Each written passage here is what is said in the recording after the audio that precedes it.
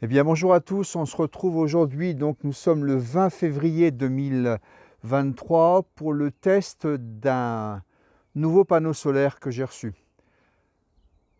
Donc on a acheté, je ne sais pas si vous vous rappelez de la vidéo que j'ai faite du matériel que je vais installer chez Laurent.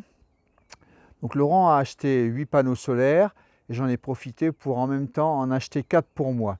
Donc ce sont des panneaux solaires qui ont été importés, donc qui ne sont pas encore distribués spécialement en France.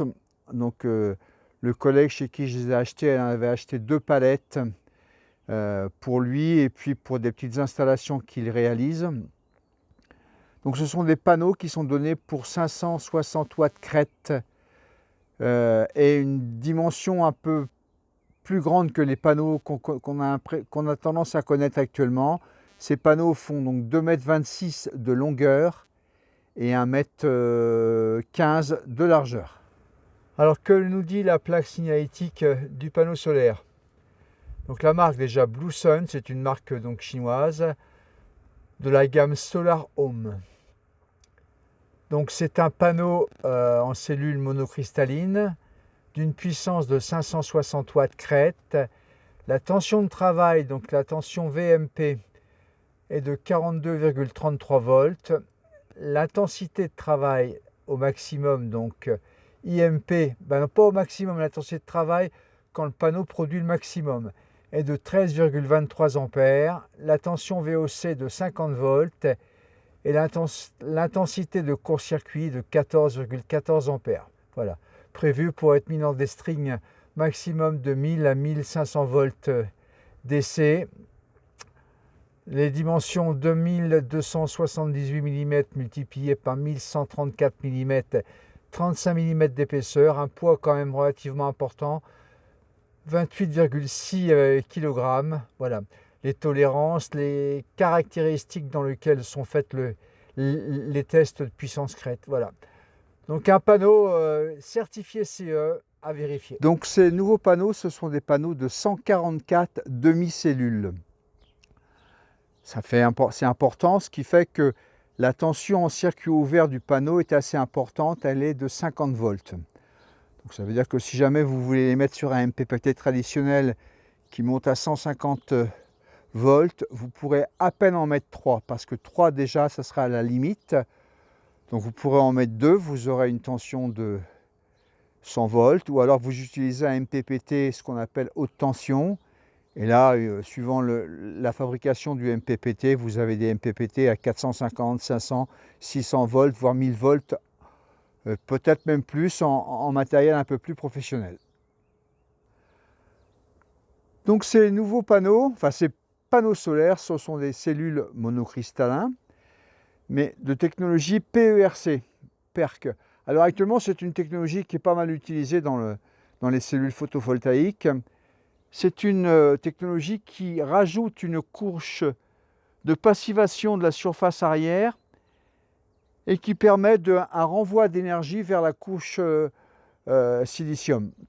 Donc ça permet de capter les rayonnements solaires qui traversent le panneau et de les renvoyer vers la couche réceptrice en silicium.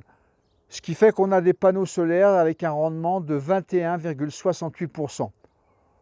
Ça fait partie aussi des rendements moyens et des bons rendements actuellement de panneaux solaires.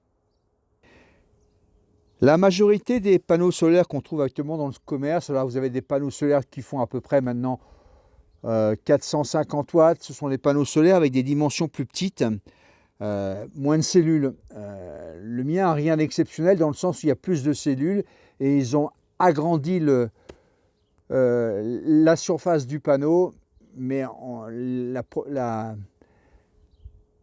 productivité de chaque cellule, en fin de compte, n'est pas meilleure qu'un panneau solaire qui fera 450 watts, mais de dimension plus petite. Actuellement, les panneaux solaires, à peu près, font 1,72 m par 1,14 m de large. Ceux qu'on trouve maintenant majoritairement pour des puissances entre 400 et 450 watts, qui représentent une surface à peu près de 1,9 à 2 mètres carrés. Le mien actuellement, donc avec ses dimensions, est un peu plus grand bien sûr. Il fait 2,6 mètres carrés. Donc la puissance supplémentaire par rapport à un panneau de 450 watts vient aussi du fait que le panneau est plus grand. Donc on constate sur le panneau que les strings sont actuellement horizontales quand le panneau est en mode paysage, avec le point de raccordement principal qui est au milieu du panneau, cette bande qui est un peu plus large que les autres. Ça veut dire que les strings, si diode il y a, permettent, quand le panneau est en mode paysage comme actuellement, de faire des sélections de strings et donc d'éviter les ombrages qui vont du haut vers le bas ou du bas vers le haut. On va essayer de le vérifier. Donc j'ai donc décidé moi de rajouter 4 panneaux pour avoir une puissance supérieure pour pouvoir charger ma voiture. Comme je vous ai dit, je suis passé à la voiture électrique, donc j'ai une voiture électrique un peu du même type que les Zoé, hein, en Nissan Leaf avec une batterie de 40 kWh. Ce qui me permet ici en zone de montagne d'avoir une autonomie à peu près de 220 km/h. 220 km, excusez-moi. Je ne roule pas à 220 km/h sur les routes de montagne, vous devez bien vous en douter. Donc je la recharge grâce à un petit chargeur que j'ai acheté, toujours pareil, hein, sur AliExpress, sur un stock qui venait d'Allemagne, un chargeur mural, une wallbox EVSE. Donc on voit bien les fils, là je suis en train de préparer l'installation de ces 4 panneaux solaires, donc les fils viennent de sortir de la maison. Il n'y a plus qu'à les amener après sur l'emplacement où seront les panneaux. Les panneaux d'ailleurs sont montés sur des supports au sol, des supports GSE, Ground System, que j'ai modifiés par rapport à leur hauteur. Voilà. Donc la wallbox en elle-même est une wallbox qui est smart, c'est-à-dire que je peux la commander avec le smartphone en Bluetooth. Elle est branchée sur un onduleur, un petit onduleur chinois dédié qui fait 5000 watts. Et je peux manager cette box avec mon smartphone et une application Bluetooth qui me permet de sélectionner la puissance de charge, la durée de charge ou la quantité d'énergie que je veux injecter dans ma voiture. Voilà, tout ça se règle en Bluetooth et il n'y a plus qu'à appuyer sur le bouton pour charger la voiture. Pour les tests de puissance, je vais utiliser un petit contrôleur multimètre que j'ai acheté sur AliExpress, toujours en Chine. Ce genre de produit, on les trouve hélas qu'en Chine, de la marque Elejoy, je ne sais pas si ça se prononce comme ça, c'est le modèle EY800W. Il y a 2 modèles, j'ai pris celui-là parce qu'il est capable de faire des mesures de puissance jusqu'à 800 watts.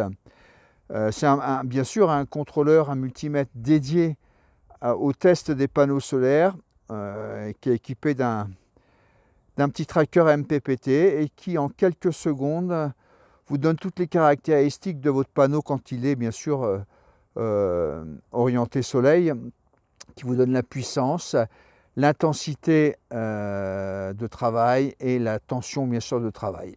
Premier test, donc il est 10h30, 10h30 le 20 février 2023, donc on est loin encore, enfin loin, on est encore à quelques heures du maximum solaire.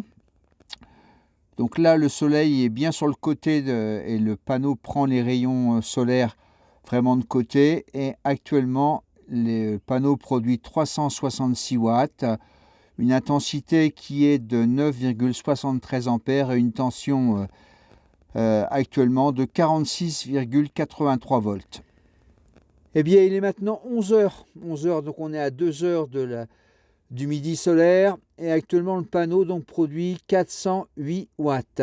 Donc, il n'est pas du tout occulté. Et je vais faire maintenant quelques essais d'occultation pour voir dans quel sens à peu près sont prévus les ombrages sur ce panneau. En espérant qu'il y ait des diodes dedans, je suppose. Et qui vont permettre de bypasser les cellules qui sont occultées par de l'ombrage. Donc là, j'ai occulté à peu près un quart du panneau, bien occulté avec une serviette de bain. Donc on va voir maintenant quelle puissance produit le panneau, sachant que il y a encore quelques secondes, quelques minutes avec juste le panneau complètement non ombragé, donc en plein soleil, j'avais une puissance de 408 watts. Donc avec un quart du panneau occulté, j'obtiens une puissance de 214 watts. Je vois très mal, mais c'est ça, on doit être à peu près à 214 watts de production actuelle. Donc deuxième test, en occultant une demi-string sur la partie horizontale quand le panneau bien sûr est en mode paysage, pour voir ce que ça donne. Eh bien le résultat est 271 watts quand juste une demi-string horizontale est occultée. Troisième test avec un quart du panneau occulté dans le sens horizontal quand le panneau est en mode paysage. Donc occultation un quart en mode paysage, eh bien on est à 152 watts, on a pas mal chuté là.